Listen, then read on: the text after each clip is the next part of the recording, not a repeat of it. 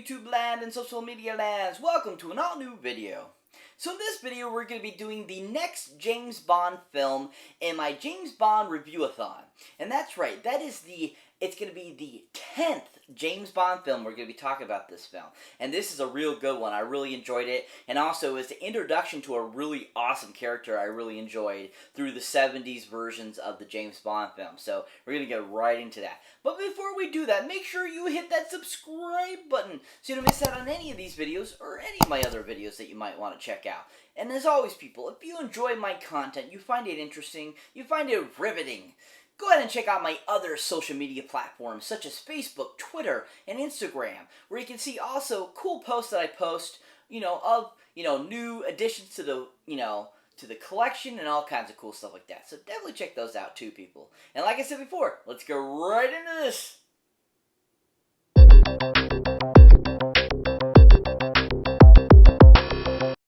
So welcome one and all, social media lands and etc. Welcome to an all new video. So like I was saying before, we're going to be talking about the 10th James Bond film in my James Bond review-a-thon. And remember this, people, once I get done with all the James Bond films, I'll be ranking them too. So keep an eye out for that eventually soon here in the future. I know it's taking me forever a little bit with this, but there's so many movies to watch. And, with other things coming and going, got to do those things too. So thanks for bearing with me and thanks for watching these videos. But anyway, so like I was saying, this is the 10th James Bond film I'm going to be talking about. And that, of course, is the James Bond film called The Spy Who Loved Me. Oh yeah, The Spy Who Loved Me. Ooh. So The Spy Who Loved Me, like I said, is the 10th James Bond film. Came out in 1977. Is the introduction to an amazing character known as Jaws, who is one of my all-time favorite James Bond characters of all time. Absolutely loved that character, and he just was so awesome and amazing, and it was great to see him in his very first, on-screen performance as the character in this James Bond film. Also, this is the 10th film in the film series, but also this is the, I believe, 4th outing for Mr. Roger Moore as James Bond as well. This is just a really classic and amazing James Bond film. It was really fantastic, really well done.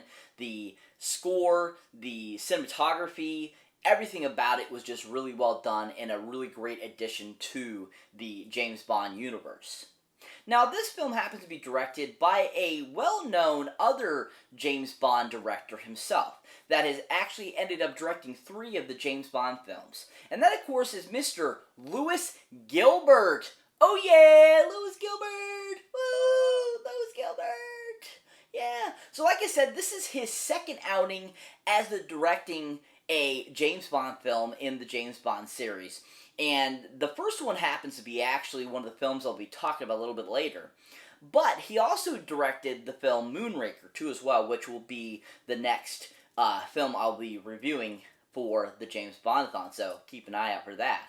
But Louis Gilbert has a really great eye for directing these action flicks, I feel. I mean, a lot of his other films have been like rom-coms, have been comedies, musical comedies. He's done action, he's done drama. I mean, he has a really good eye for all types of different, types of films, and this film is no exception to that. Now, a couple films, like I said before, that I'm going to talk about that he also directed.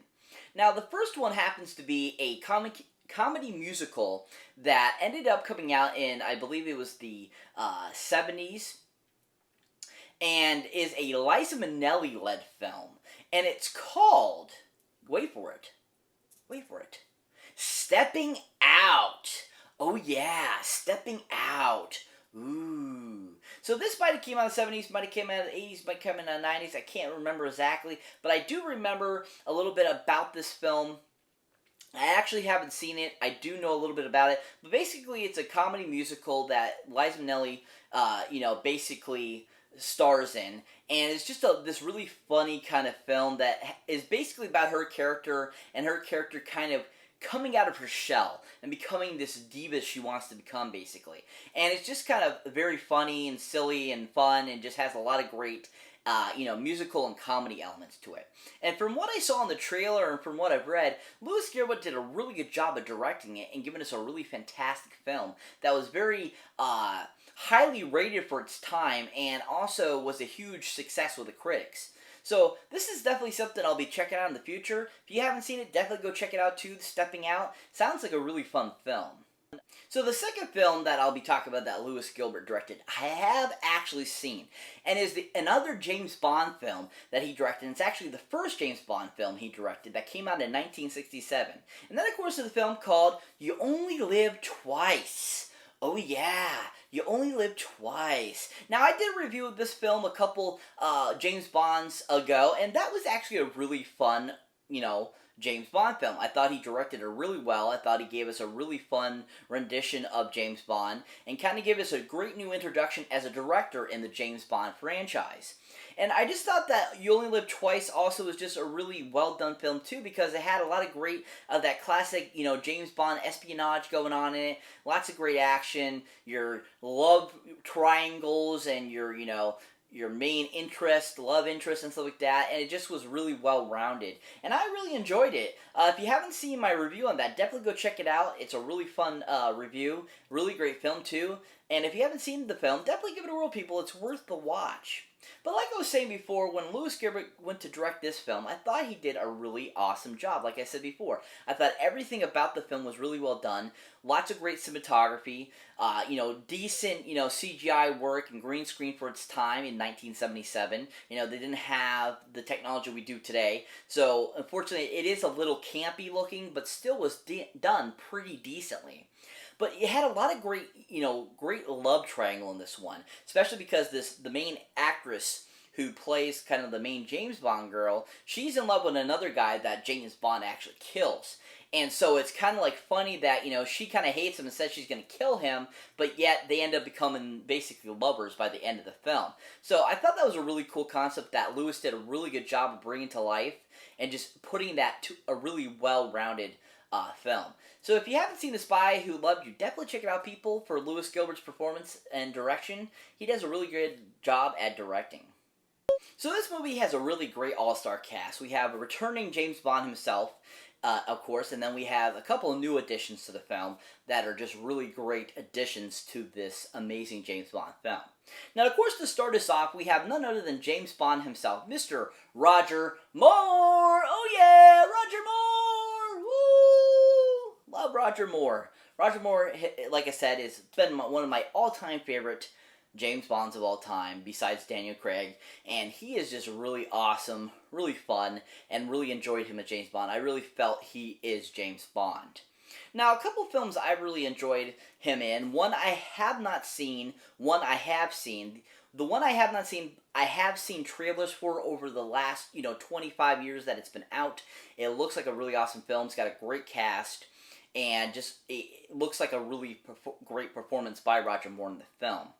But of course, that film happens to be called The Quest. Oh yeah, The Quest. Ooh, The Quest. Ooh. So The Quest is a 1996 film that stars Jean-Claude Van Damme and is like an action martial arts type of film, kind of futuristic in a way, but has to do with basically kind of like another tournament type of deal, very similar to like Bloodsport and stuff like that. But Roger Moore actually plays kind of like a main character in the film that interacts with Jean-Claude Van Damme throughout the film. And what I saw in the trailer, he looked like he was really awesome. He looked like he had a really good intensity to himself. He looks like he had some little bit of comedy to him.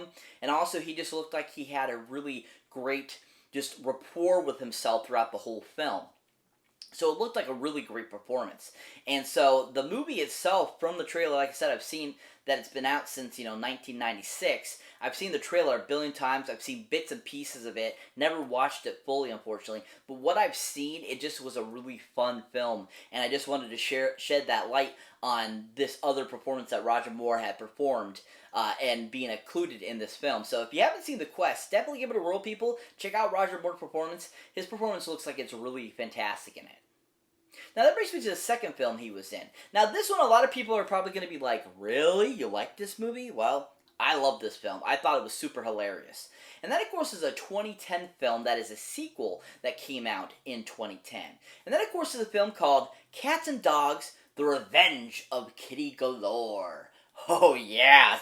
I absolutely love this film. I think it's absolutely hilarious. I love that they have this cat try to get revenge, because I'm always thinking cats are in the background thinking evil things to do to humans anyways, so it's like, this totally could happen, I feel. So I think that's what makes this movie so great. But actually, the great Roger Moore lends his voice to one of the characters in the film, and he did a fantastic job. He was so hilarious. He had some really great one-liners that just really popped and were super hilarious, and just was a really well-rounded voiceover role.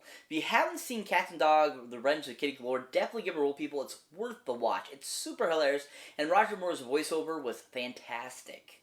Now, it comes to this, several later outings for Mr. Roger Moore as James Bond. Once again, he is just fantastic as usual. Really awesome. He brings a great likeness to his character. He brings a great essence. He just really shined as James Bond in this film, I think. Out of all the previous ones that he's done so far, this one he is James Bond the most. Just with his confrontation talks with different people, and just like how he takes on bad guys, and how he takes on the Bond girl, and how he just interacts with everything. He is so James Bond in this film.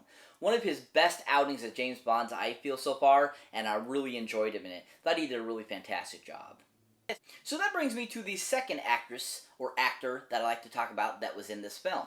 And that is none other than the James Bond girl herself, Miss Barbara Bach! Oh yeah! Barbara Bach! Woo! Barbara Bach. Oh wow. Wow. Wow, wow, wow. What an amazing actress. Now, I know a lot of people probably, thought she was great eye candy. She was, very attractive. And yes, she's okay looking, but I definitely don't think she's the most attractive Bond girl yet. And at the same time, I think that she's just a better actress than she is as an image, I feel. But at the same time, too, her acting is not the greatest. It's pretty mediocre, but at the same time I thought she does an okay as a whole as an actress. Now, a couple films that she's been in that I've actually seen are a couple great films. Now, the first one came out in 1981 and stars her current husband, Mr. Ringo Starr. And that, of course, is the film called Caveman.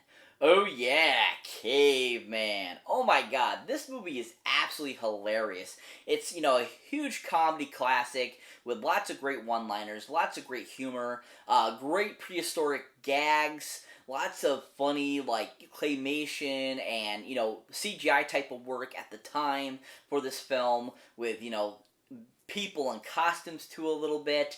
This movie is just hands down fun, and Barbara Bach plays a really interesting character in the film. She kind of plays the main lead cave woman, basically, and interacting with Ringo Starr, and that's kind of where they met and ended up getting married. And just their relationship through the whole film was really fun, and I thought that Caveman was probably her best performance to date. She was really funny in it. She did a really good job. She had some really great one-liners going towards Ringo Starr throughout the film, and I just thought she brought a really great essence to the character too, and brought kind of like this sophistication, that wouldn't be really a cave woman. It just was really on point performance. If you haven't seen Caveman, definitely check it out, people.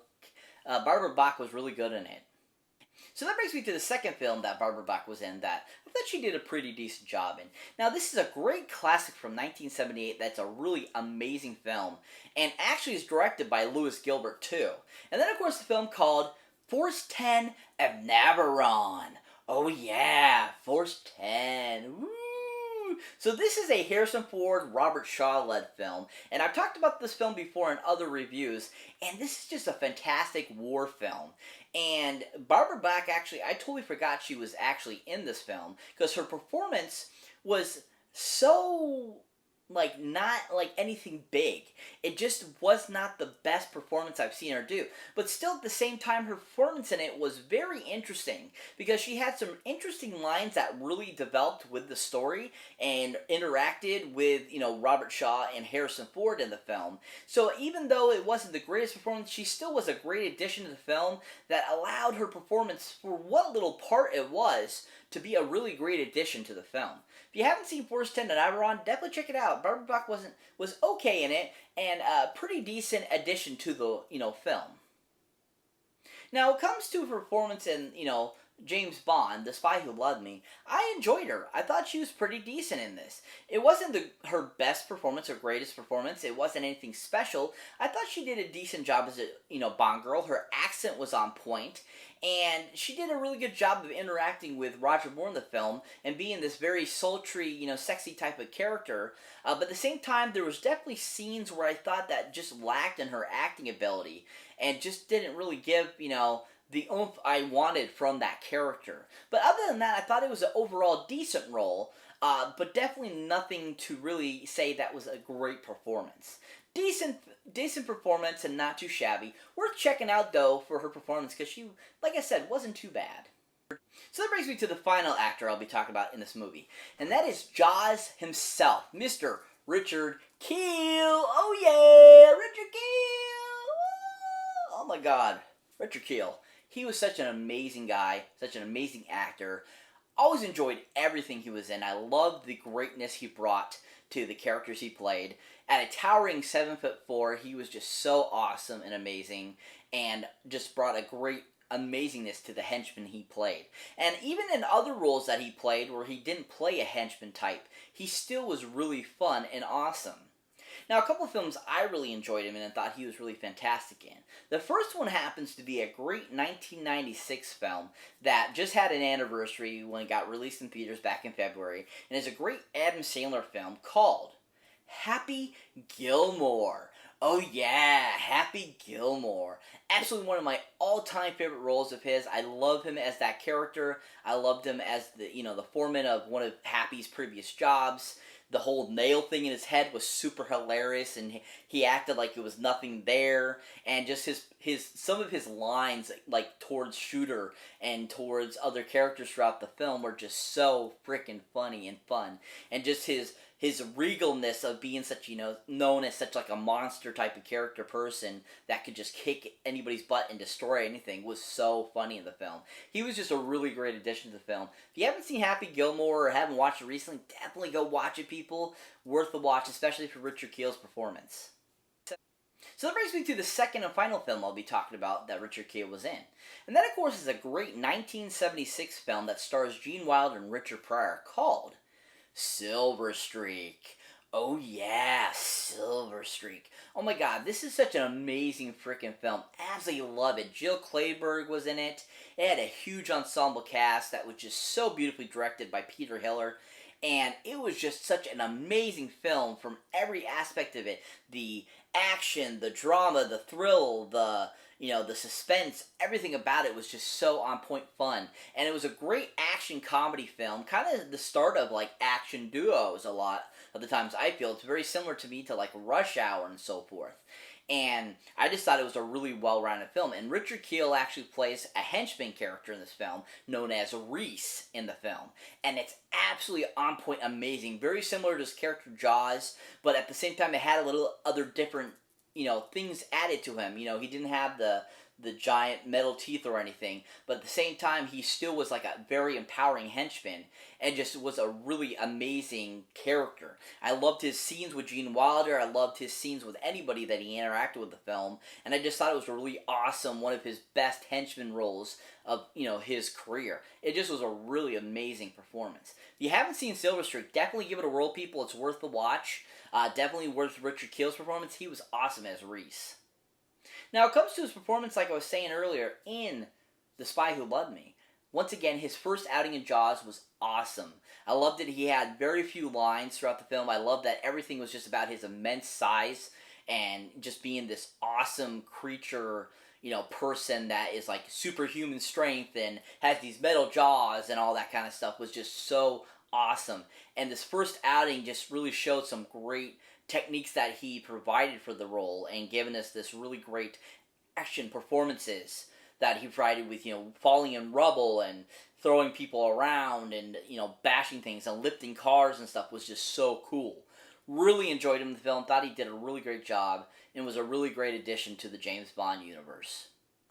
So what is The Spy Who Loved Me about? Basically, the premise of this time, James Bond has to save the world from this reclusive billionaire that is trying to basically take over the world and turn the world and bring it to the undersea into like almost like a giant water park land. That basically is what he wants to do. He wants to basically clean Earth and make it all underwater. And basically it's about his attempts to try to stop this guy and him having to deal with his henchmen and so forth. It's a really amazing film. If you haven't seen it yet, definitely go check it out now. It's a really fun film. You can see it on Vudu. You can see it on Apple TV. You can rent it on all those and stuff like that. Amazon Prime, I believe, too, as well. It's a really fantastic film. If you haven't seen it, give it a whirl, people. It's worth the watch and another great addition to the James Bond franchise. So that's it for this movie review, guys. Always thank you for watching. Thank you for liking. Also, thank you for subscribing. And if this is your first time here, or you have been here before, don't forget to check out any older, newer stuff you might haven't seen mine yet. As always, people, check out my awesome and amazing links down below. That includes my TeePublic store, or even my Patreon page where you can see outtakes, bloopers, and all kinds of cool stuff like that. So definitely check those out, people. They're really worth it. As always, I'll catch you in the next one.